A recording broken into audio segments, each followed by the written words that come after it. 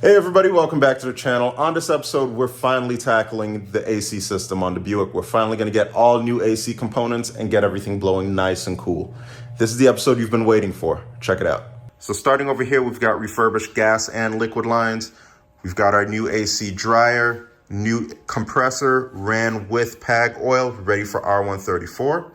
Speaking of, 4 cans of R134. We've got a new orifice tube, new seals for everything, a new belt, and a new condenser.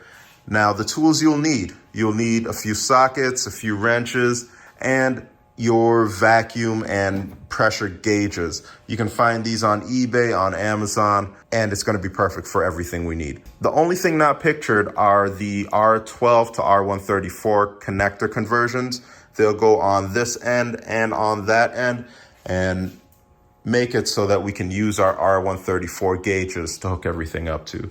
That should be getting here tomorrow, but it will not stop us from installing all of these parts, getting everything looking good, and finally getting it cool when I'm on the road.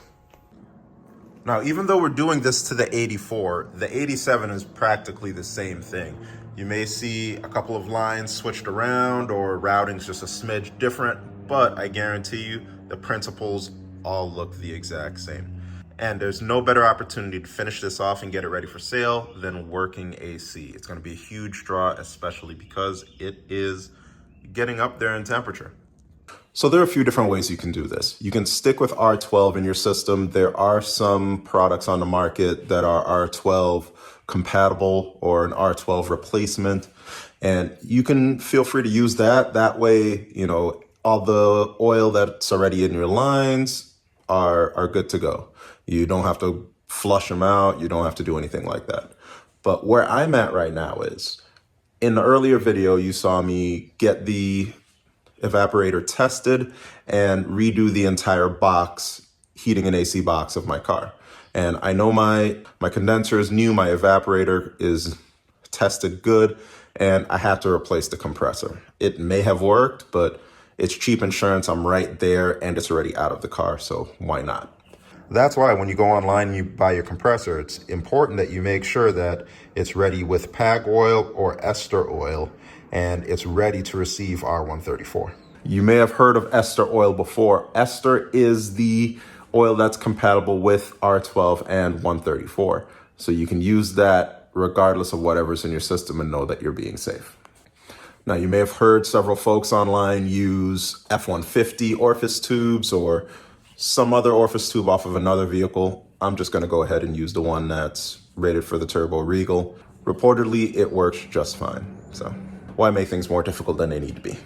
If you want to do the same thing I did, but go with a full R134 conversion, I recommend using alcohol to blow out all of the lines, make sure everything is gone of that mineral oil. Replace the AC dryer. And if you're unsure about your compressor, replace that too. It sucks to use $50 worth of refrigerant only to have to take it someplace and evacuate it and then replace the compressor and then do it all over again. So if you're unsure about the condition, just do the compressor while you're at it. Cheap insurance. As you install your orifice tube, it's gonna go up like this into the unit. There you go. And it should just disappear because that mark right there, that clamp, is helping it sit in place, and it's going to make sure it doesn't get sucked back in any further. So you want it to just disappear. It should be maybe 1/4 of an inch recessed in there, and that's perfect. If you need to remove yours, I would recommend getting the tool. There's an orifice tool puller that you can just hook on here, and it'll lock on the orifice tube and you'll be able to pull it out. That way you can make sure you don't break it in there, because you know how hard these evaporators are to find. So once that's in place, I'm gonna go ahead and install my AC dryer. And for the dryer, I'm going to install this pressure switch on here.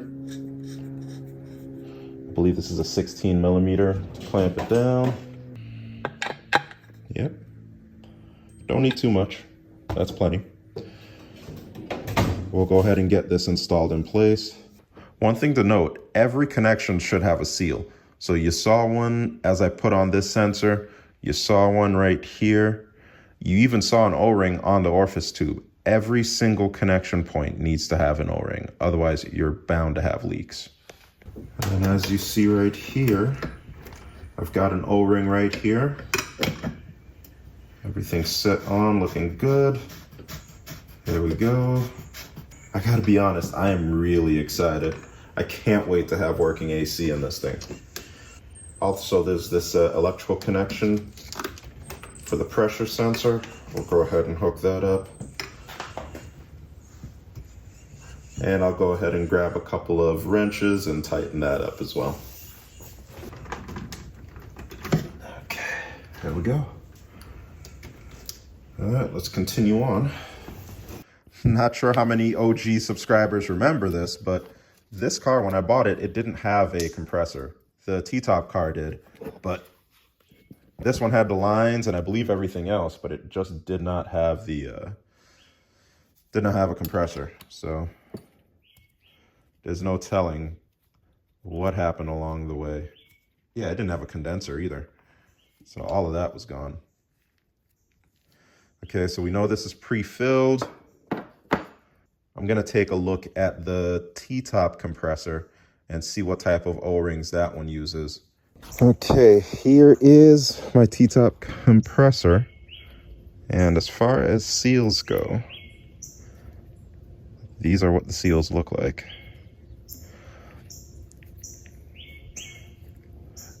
Not sure if they're flat from being compressed over time or just naturally flat. But let's go ahead and measure these in comparison to the others.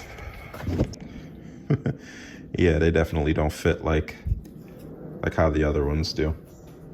So we'll get those out of here.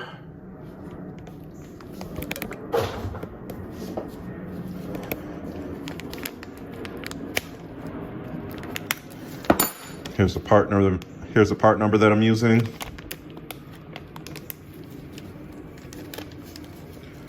We'll probably want to opt for the largest.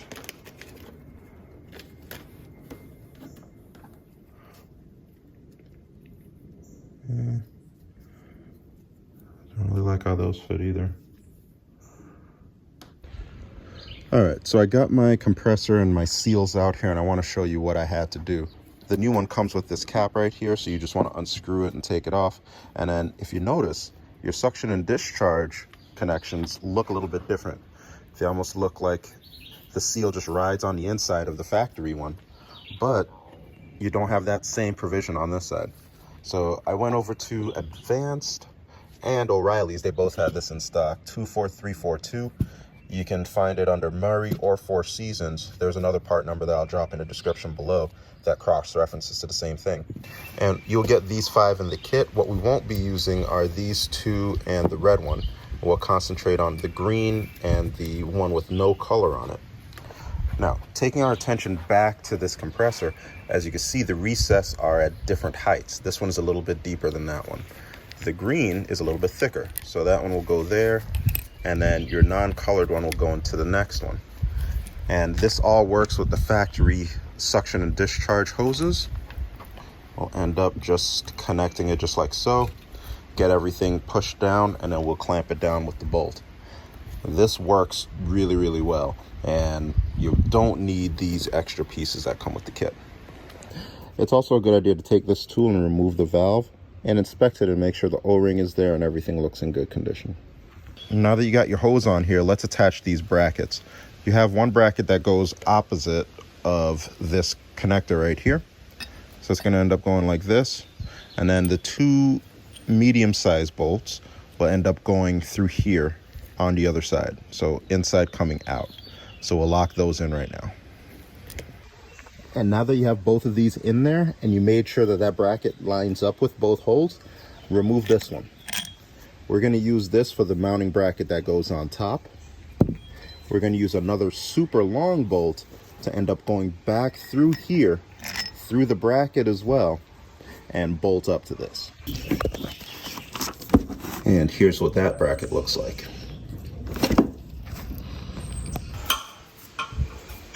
Now that long bracket, pass it through from the header on outward.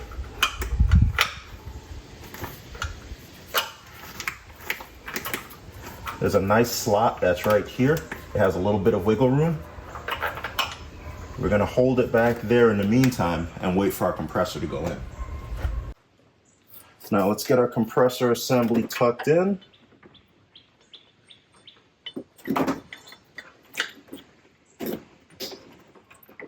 Be real careful with that oxygen sensor wire. You don't want to snag anything there. I'm gonna go ahead and try to tuck it in here. Okay, this hose will go straight to your condenser. This one will loop back around and plug into your dryer.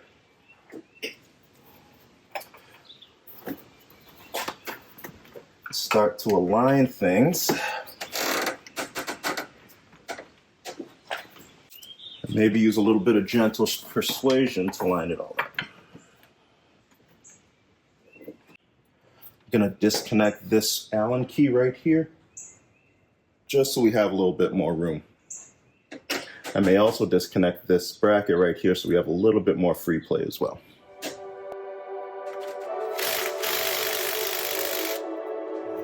That's on there good.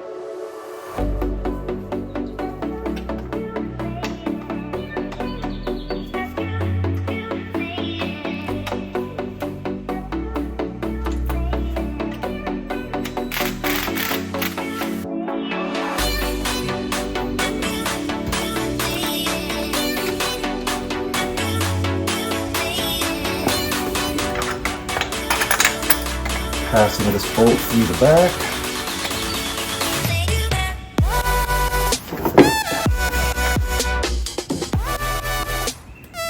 Start to tighten that one down. Looks like I have to cut a little bit of a nib off of there. I'll make sure that it fits, and if it does, I'll put some paint back on there.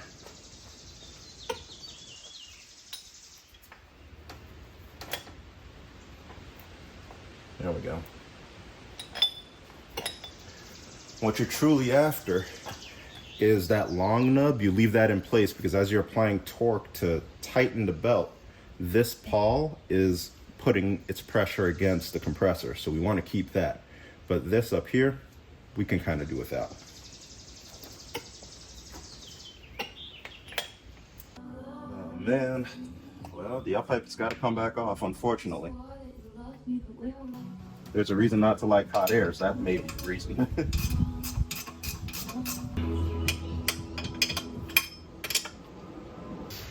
Okay, now that we got that out of the way, let's go back with this bolt.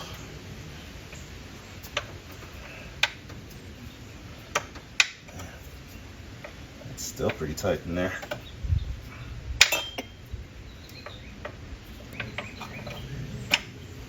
Okay, we'll slip on this spacer. Come on, you. It's steel and not aluminum, so I can grab it easily. It is. And that just showed me another way in. I almost wonder if it's better to take out the alternator. I doubt it, but yeah. Anything must be easier than this. There's no reason why that should be that hard.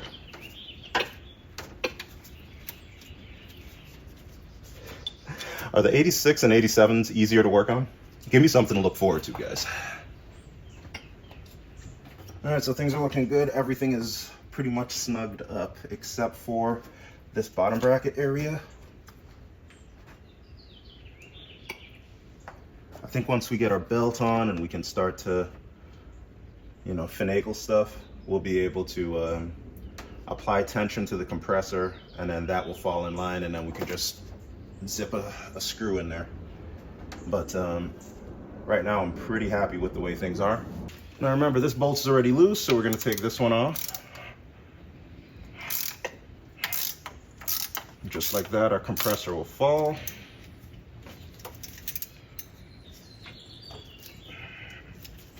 There we go. Pop that one off. While I wait on my belt to be delivered, I'm going to install my transcooler.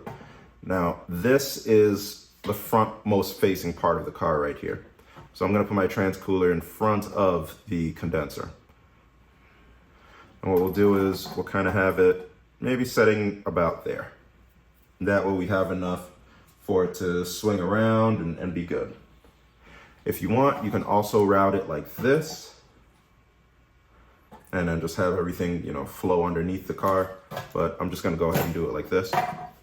Looking at the supporting things you need to install, we have our clips here, foam backing to separate one radiator from another, and then here are the locking tabs.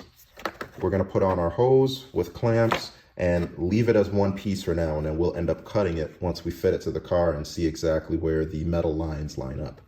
But in the meantime, we'll just use these three components to zip everything up.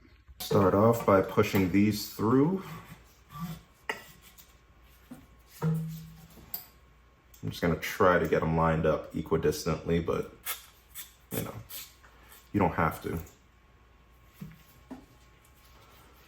Now on the other side of that, I'm gonna remove the adhesive backing and slip that on.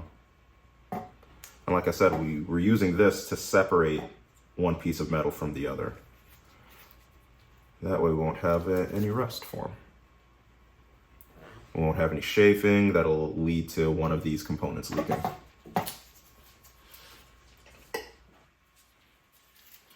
Do the same thing for the bottom side. All right. We'll have to pass everything through to the other side of the condenser here.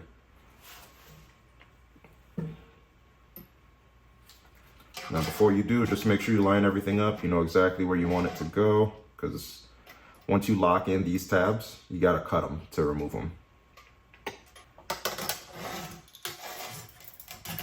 So we do this, we kind of line it up, see if we like that, and then punch this through as well. I'll line up my tabs here.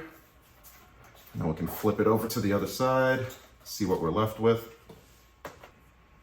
And then these little spiky nubs will go face down. It'll help lock everything in place. And I know you probably saw these. These will end up going cone side facing down to lock it in place. Kind of creates a nice zip tie effect. If there's a more elegant way to do this, let me know. Well, that one broke. They leave us with a few extras in the box.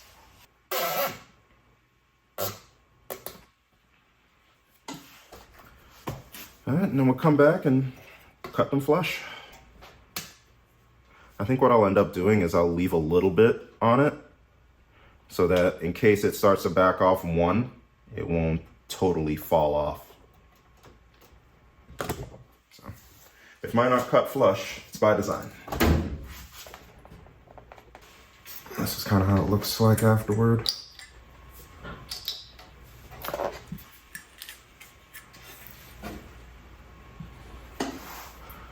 I like it. So now I got my condenser in place and I've gotten everything hooked up as far as that one's concerned. The liquid line, which is this hard line underneath it, this has to go from the bottom part of that condenser over to where the orifice tube is at the evaporator. Now, in the kit, you get a bunch of different O-rings and you're expected to try to make it work. The best advice I can give you is make sure that the O-ring has a little bit of stretch. Like, you're gonna have to stretch it over this part of the line. If it fits on there too easily, if it just drops on there, then you likely have the wrong O-ring. All right, so we are all set with the AC side of things. I still have to hook up that up pipe, so don't mind that. I want to take you through every part of the system, make sure yours looks like this before we start applying vacuum and adding refrigerant. So we'll start off with the orifice tube. It's right inside here, making sure that we've got the short side loading upward within the pipe. It's gonna go through our evaporator, come out, receiver dryer. We got our pressure switch hooked up. We got this line going down to the compressor. We got our seals inside of our compressor. We got the bolt on the back of it. We got the upper bolt, the lower bolt, and the front nut on both sides. We got a line coming out of here. We made sure that this Schrader valve is operational. There's no gunk in it. Everything is nice and clean. Comes out to our condenser and then comes back out through our liquid line and it goes right back to where the orifice tube is. Now, this is a little bit too hot for comfort. I may look for something to cover up both of these components, keep it away from the exhaust. If you got any recommendations for me, let me know in the comments. And I almost forgot, we have to use the ports that are right for 134. So let me get this cap off and I'll show you what came in the mail just now. So I got these from Amazon. They are converters for R12 to R134.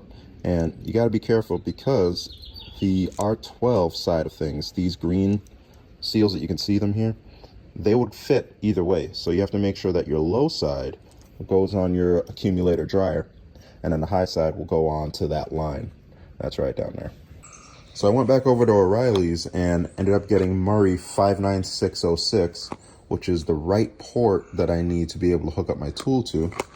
And I got the right belt for the AC compressor. So we'll get both of them hooked up and then we can get back to vacuuming out the system.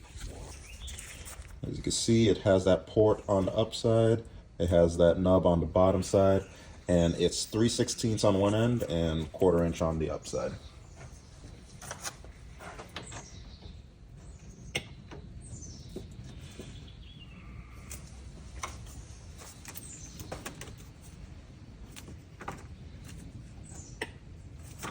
And you don't have to leave it on there all the time.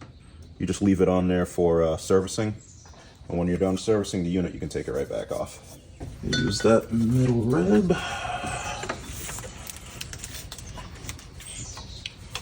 Perfect. And then 15465 takes care of the alternator. I ran into a major problem. Here I am trying to tighten the compressor, and as you notice, it's sitting a little bit slanted toward the front. Look at this. It's rubbing up against the bracket here. And I can't fix that easily. I can't space this out a little bit more because then that's going to throw off the alignment of the belt to the other pulleys. So what I'll have to do is I'll take the compressor slightly off, and I'm going to try to grind in on this face, on this tail end just a little bit, right where it meets up, and try not to interrupt this pressure switch here, but just grind off a little bit there, and maybe clearance this bracket just a little bit as well, just to try to squeeze it in there. There's a lot to grind because this is really, really far out. So I'll take some markings, I'll grind it down, and we'll try to get it right.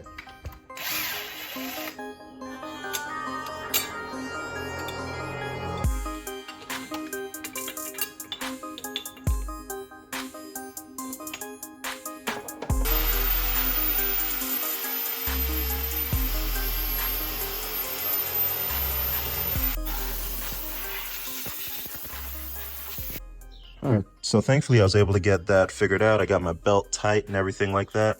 And I was speaking to a subscriber, PNC, about his setup. He has a hot air setup, he's running AC, and he has these headers.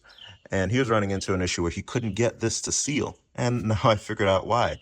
Because of the belt, you're trying to tighten up the belt and you're moving the compressor away and you're putting pressure on this. You're moving this away as well. So that's creating this area here where it can leak out exhaust gases.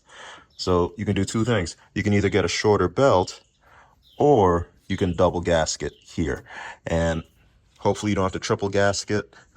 One should be enough. I have to go into my archives, see if I can find a second one. But just in case you're running a similar setup and you're trying to get all of this figured out, yeah, go with a smaller belt or be prepared to double gasket this. And here's a final view of what I've clearanced.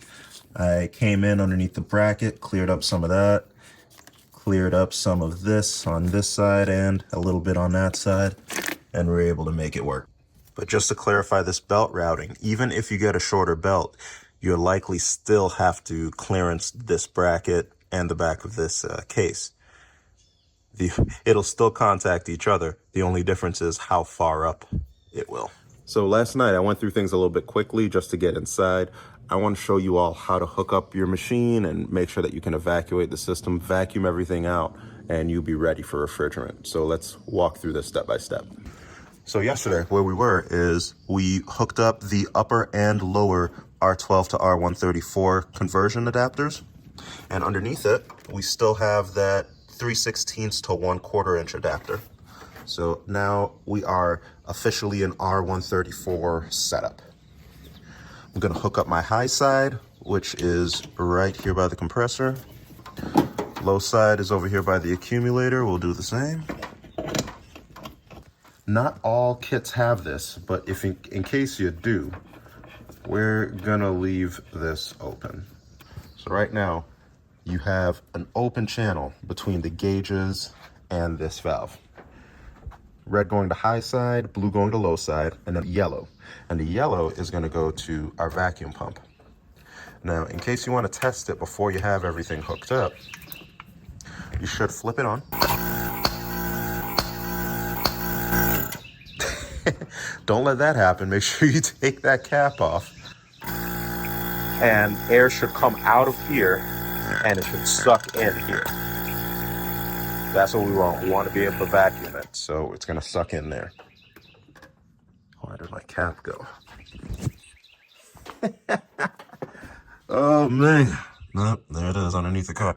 Okay, well, I'll get to that a little bit later. So, we got vacuum being created right here.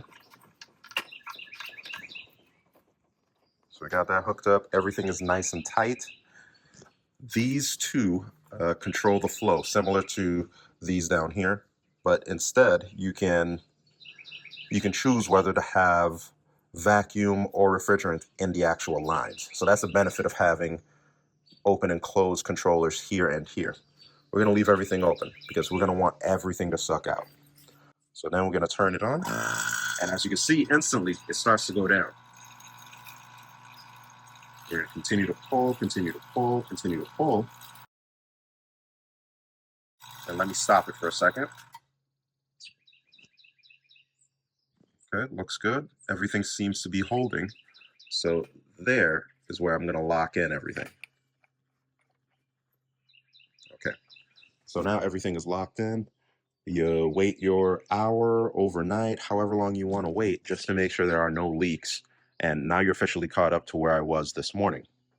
Now, we know there's vacuum placed on the lines, on the entire system inside of here, and our gauges.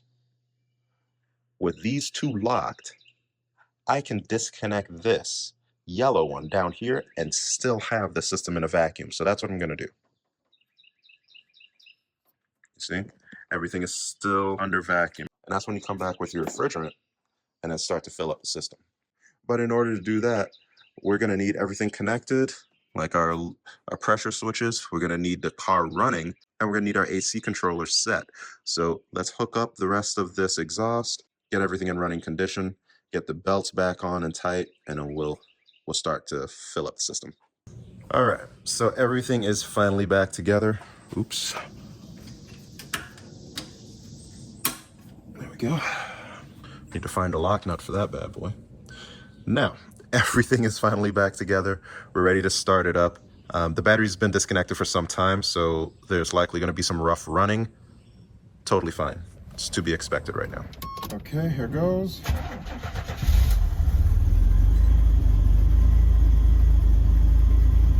Okay, and everything works underneath here. We're getting air moving up and down.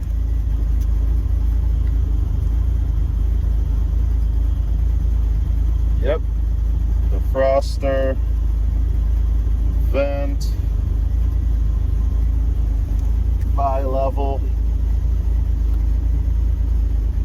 There it is. Okay, good. So I'm gonna set it on max. Gonna set it on cold. And now I'm ready to charge the system. Now, these G-Body cars are vacuum controlled, so let me show you some of the common issues that you may be having. Let's say your system is fully charged, but you're experiencing poor AC performance. Follow this brown line over to this heater valve. This heater valve behind the turbo controls the flow of coolant into your heater core. We usually shut that valve off when you're demanding AC. That way you don't get hot air mixed with cold air, hence your poor performance.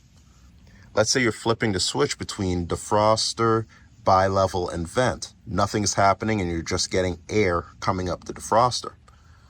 Follow this gray tube right over here and then take a look at your vacuum canister. On different years, makes, and models, this may look a little bit different. It may look more like a ball than a log, but it basically does the same thing. It stores excess vacuum within a one-way check valve, and you're supposed to be able to supply vacuum to it from your vacuum block over there, and this will hold on to that, and this is the supply for the back of that AC control board. And as you flip that switch, you're sending vacuum to actuate the different doors behind your dashboard. But then let's say you're not getting any air coming in at all. Where do you go? You'd start by checking out your blower motor. Power and ground are supplied to it via these two prongs right here. And then there are a couple of fuses underneath the dashboard that will control that system as well. Take a look on Vortex Buicks for their wiring diagrams. It'll really help. All right, so it's been a few more days and I finally got everything that I need in the mail, and I had to get an adapter for the CAN adapter. Go figure, right? Where's the logic in that? So the yellow hose that I would usually use for my R134 required a CAN adapter, but there needed to be an adapter that converted to threads. So I got all that, I'm all good. So now we can start it up, we can start adding refrigerant to the system and see those temperatures go down. Let me grab my thermometer so we can measure vent temperature. All right, so it is 80 degrees out right now, and we're gonna start up the car and we're gonna get everything good. Unfortunately, this is the only thermometer I have. I would really like the one with the probe in there, and I can stick it all the way into the vent and then see that, but we're gonna have to do good with just the gun.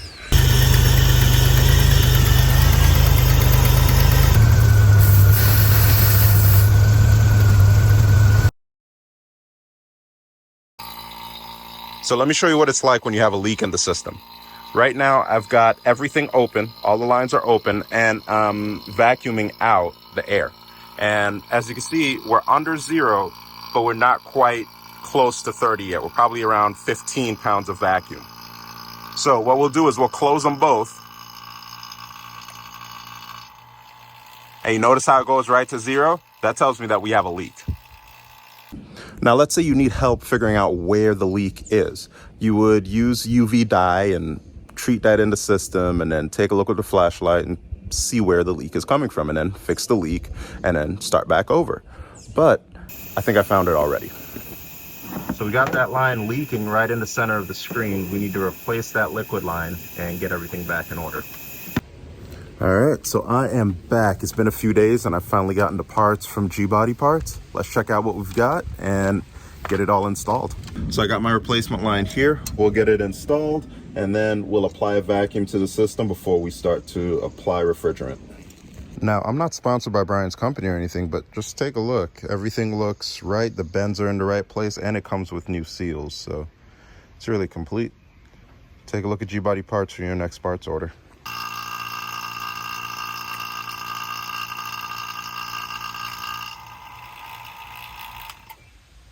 All right, and here we are about an hour later. We're all set. We fixed that leak and we're ready to apply.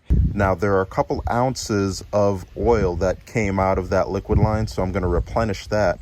Disregard this step if you didn't have to deal with any leaks. And if you are running it brand new with no oil, make sure you put in your oil. But I'm gonna replenish the oil that was in here and get us back up to that 5.3 ounces of PAG oil that this system should have came with. We'll turn it on max with air condition on high, and on cold. Now, this next step is really important because we don't want to introduce air into our freshly vacuumed lines. So what we'll do is we'll take one of our cans of R134, we'll put the adapter on, and we'll screw that into our yellow line. Now, mind you, these two are still closed. I have a valve fitting on here, so I'm gonna screw it in, and then it's gonna make contact and let refrigerant flow out and into this line. But there's still air in this line as well. So we're gonna come to the top of here, and start to unscrew it just enough to let some vapor out. There we go. Now we know we have refrigerant all the way up until this line, and we have vacuum all the way in these. So that way we're making sure that we have no air in our system. So now we'll start by opening up our vapor line. Leaving this can about 50%. You don't want to charge liquid in here, so keep it about 50%. 50% tilted, I mean.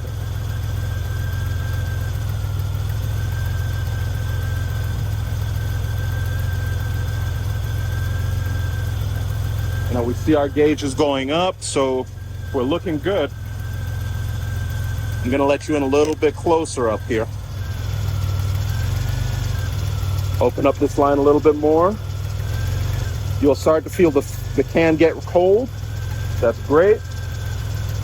And then if you look inside this sight glass as this is open, you'll start to see refrigerant go in there. We have our first piece of success right here. If you see, our clutch is about to activate. That tells us the system knows that we're getting refrigerant in here and there's going to be enough to compress. There it is. Okay, we're getting good. We're getting good.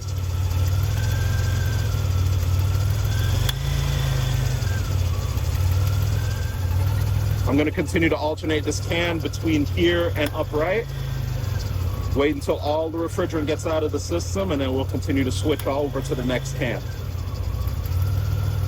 All right, now we got second line in, plunger all the way down, line connected. We're gonna do the same thing up here. We're gonna bleed it a little bit.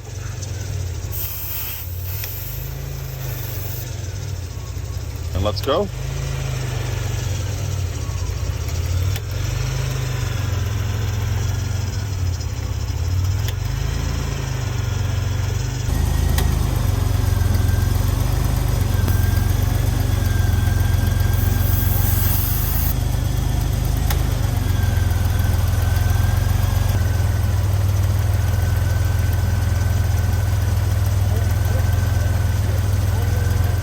All right, so we're back in the interior.